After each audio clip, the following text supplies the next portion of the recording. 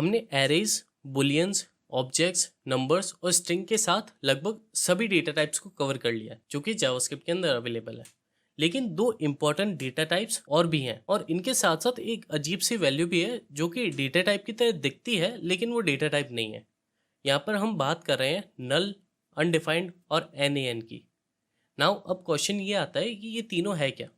ये कुछ special type की वैल्यूज़ हैं, हालांकि नल और डिफाइंड वैल्यू के साथ साथ डेटा टाइप्स भी है। तो इनके पीछे का आइडिया क्या है। अनडिफाइंड तो डिफ़ॉल्ट वैल्यू है जो कि अनइनिशियलाइज्ड वेरिएबल के अंदर स्टोर्ड होती है। यानी कि अगर तुम कोई वेरिएबल क्रिएट करते हो लेकिन उसके अंदर तुम इक्वल टू साइन की हेल्प से किसी भी वैल्यू को असाइन नहीं करते हो तो वो वेरिएबल अनडिफाइंड हो जाता है। तो ये अनडिफाइंड वैल्यू ये इंडिकेट करती है कि इस जगह पर कुछ भी नहीं है और इसके अलावा ये एक सेपरेट डेटा टाइप भी है। यानी कि सेम उसी तरह जैसे कि नंबर और स्ट्रिंग्स या फिर बाकी डेटा टाइप्स हैं। नाउ तुम कभी भी अनडिफाइंड को एज ए वैल्यू असाइन नहीं करोगे, यानी कि इक्वल टू और फिर अनडिफाइंड, क्योंकि अगर वेरिएबल के अंदर कुछ भी वैल्यू असाइंड नहीं है तो अनडिफाइंड बाय डिफ़ॉल्ट वैल्यू है जो कि इसके अंदर ऑलरेडी असाइंड है। नाउ कोड के अंदर कुछ ऐसे भी केसेस हो सकते हैं जहाँ पर तुम कंफर्म नहीं हो कि वैल्यू अनडिफाइंड है या नहीं। तो इस चीज़ को भी हम आगे कोर्स के अंदर डिटेल में देखेंगे कि तुम ये कैसे चेक कर सकते हो कि वैल्यू डिफाइंड है या अनडिफाइंड है।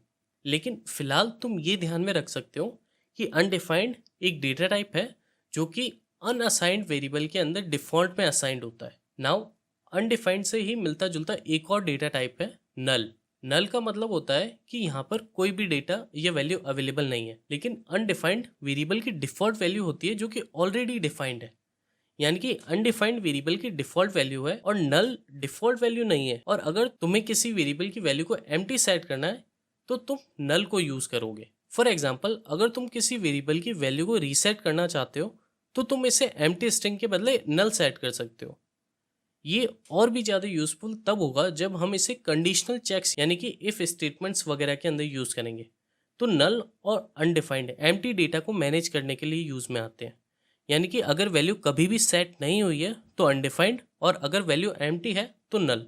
जैसा कि मैंने एक्सप्लेन किया था कि नल और अनडिफाइंड थोड़े सिमिलर दिखते हैं लेकिन ये बिल्कुल सेम नहीं है। नाउ इनके अलावा एक और स्पेशल वैल्यू है जो कि है नॉट अ नंबर, यानी कि NaN। लेकिन ये नल और अनडिफाइंड की तरह कोई डेटा टाइप नहीं है, बल्कि इसका डेटा टाइप नंबर है। तुम इसे कैलकुलेशंस के अंदर भी यूज़ कर सकते हो। नाउ इसके पीछे का आइडिया ये था कि ये एक एरर कोड जैसा होगा। यानी कि अगर तुम कुछ कैलकुलेशन को रन करते हो किसी वैल्यू के साथ जो कि नंबर नहीं है, फॉर एग्जांपल अगर तुम अमित को 10 से मल्टीप्लाई करते हो तो तुम्हें रिजल्ट के अंदर NaN मिलेगा, और अगर तुम NaN को कैलकुलेशन के अंदर यूज़ करोगे तो भी तुम्हें रिजल्ट के अंदर NaN ही मिलेगा। यानी कि अगर तुम कैलकुलेशन के अंदर नंबर के बदले कुछ और यूज़ करते हो तो जावास्क्रिप्ट तुम्हें NaN यानी कि नॉट अ नंबर रिटर्न करेगा, जिसका मतलब होता है कि इनवैलिड कैलकुलेशन। नाउ अब तुम ये बोल सकते हो कि कोई भी आदमी इनवैलिड कैलकुलेशन क्यों ही रन करेगा। तो तुम्हें ये चीज़ ध्यान में रखनी है कि जावास्क्रिप्ट तुम्हें हाईली डायनेमिक कोड लिखने देता है, यानी कि यूजर कैलकुलेशन के अंदर स्ट्रिंग भी लिख सकता है। फॉर एग्जाम्पल, हमारे कैलकुलेटर के अंदर यूजर कुछ भी वैल्यू एंटर कर सकता है, तो उस केस के अंदर तुम इनवैलिड कैलकुलेशन को भी एग्जीक्यूट कर सकते हो। और इसीलिए जब भी तुम इनवैलिड कैलकुलेशन को एग्जीक्यूट करते हो तो तुम्हें रिजल्ट के अंदर NaN मिलेगा। और ये और भी ज़्यादा यूजफुल तब होगा जब हम इसे इफ स्टेटमेंट्स के साथ यूज़ करेंगे। तो ये कुछ स्पेशल टाइप्स है जिन्हें तुम फिलहाल के लिए ध्यान में रख सकते हो, क्योंकि आगे कोर्स के अंदर हम इन वैल्यूज़ को यूज़ करेंगे।